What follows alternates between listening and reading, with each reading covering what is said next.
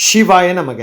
திருவண்ணாமலை அண்ணாமலையார் திருக்கோயிலில் கிழக்கு கோபுரம் என்று அழைக்கப்படும் ராஜகோபுரம் 217 அடி உயரம் கொண்டது. அதாவது 66 மீட்டர் உயரம் கொண்ட இந்த கோபுரம் இந்தியாவில் உள்ள மிக பெரிய கோபுரங்களில் ஒன்றாகும்.